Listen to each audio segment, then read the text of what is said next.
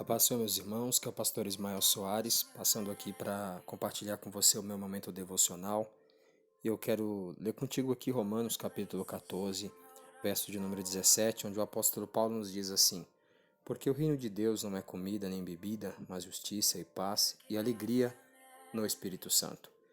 Então Paulo está descrevendo que aquilo pelo qual Jesus trouxe na sua primeira mensagem, é chegado o reino de Deus, não era para satisfazer nenhuma necessidade física nossa, mas sim uma necessidade espiritual e também uma necessidade, de certa forma, podemos dizer, emocional, quando se trata de alegria.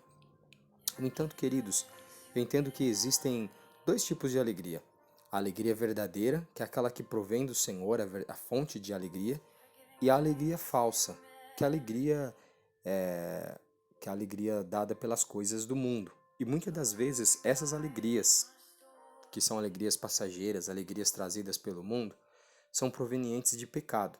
Eu não estou dizendo que toda alegria vem do pecado, mas a verdadeira alegria, a alegria que vem de Deus, essa nos faz bem, não nos faz mal. Mas existe a alegria que nos afasta de Deus. Parece estranho isso, mas eu gostaria de te mostrar na Bíblia um texto onde nós vimos Deus mandando o povo chorar e converter a alegria deles em tristeza. Tiago capítulo 4, verso 9.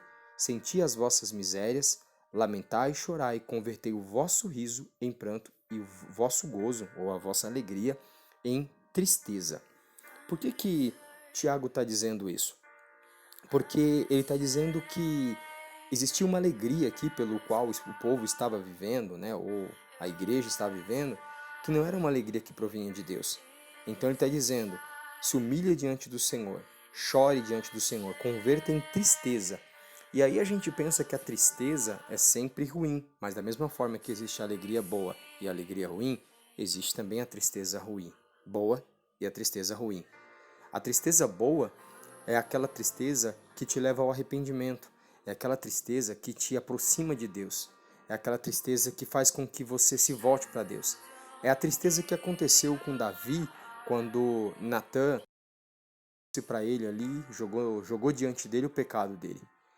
Ele não pediu para Deus que não tirasse o reino, ele não pediu para Deus que não envergonhasse diante das pessoas. O que ele pediu para Deus foi para que Deus não retirasse o espírito dele. Foi para que Deus não lançasse Davi fora da presença dele. Ele não estava preocupado com reputação, ele estava preocupado com a presença de Deus.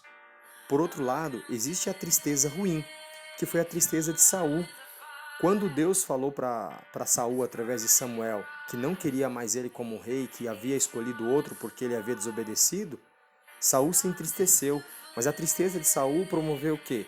O que ele disse para Samuel: Samuel, não me deixe aqui, não vai me envergonhar diante do povo, me honra diante do povo. Então ele estava preocupado com o que o povo ia pensar e não com aquilo que Deus estava sentindo dele. Então essa era uma tristeza ruim. E o que Tiago está dizendo para nós aqui, sentir as vossas misérias, lamentar e chorai, é reconheça a necessidade de Deus e tire a alegria que não provém de Deus e que te afasta de Deus. A alegria que está te distanciando do Senhor. Essa mesma alegria que distancia de Deus, nós vimos no livro de Joel, capítulo 2. Um texto conhecido, né, de todos nós aqui, no verso 12, onde vai dizer assim, ó, ainda assim agora diz o Senhor, convertei a mim de todo o vosso coração, isso em jejum, com choro e com pranto. E aí, no verso seguinte, ele vai dizer, rasgai o vosso coração e não as vossas vestes, convertei ao Senhor, porque o vosso Deus é misericordioso.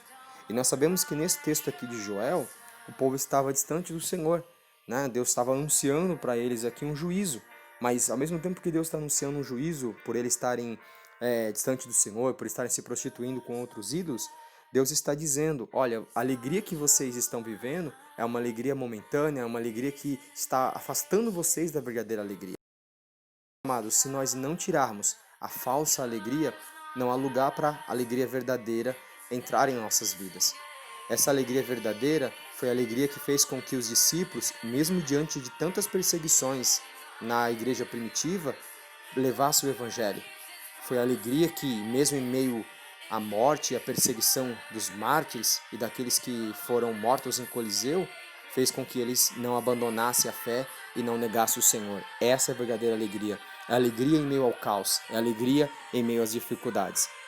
E para encerrar, Neemias, capítulo 8, verso 10, vai nos dizer o seguinte: Disse-lhes: Ide, comei as gorduras e bebei as doçuras e enviai as porções ao que nada tem preparado para si, porque esse dia é consagrado ao Senhor. Portanto, não vos entristeçais, porque a alegria do Senhor é a vossa força. Se você vai ler o contexto desse capítulo, você vai ver que Esdras e Neemias está dizendo para o povo, está relatando para o povo a lei, está lembrando o povo da lei. E quando começa a lembrar a lei para o povo começa a chorar. Não chorar porque não queriam a lei, mas porque eles começaram a se enxergar e ver o quanto eles estavam distante do Senhor. Mas a palavra de Deus aqui dizendo, olha, não chore, se alegre, coma, beba do melhor dessa terra, dê para aquele que não tem, ou seja, sirva o outro, porque se você estiver alegre por aquilo que Deus está te dando e compartilhando com outras pessoas, Deus vai estar alegre. E se Deus estiver alegre, você vai estar sendo fortalecido por essa alegria. Então, meus amados, que nós possamos ficar perto de Deus e ter essa verdadeira alegria. Deus abençoe você.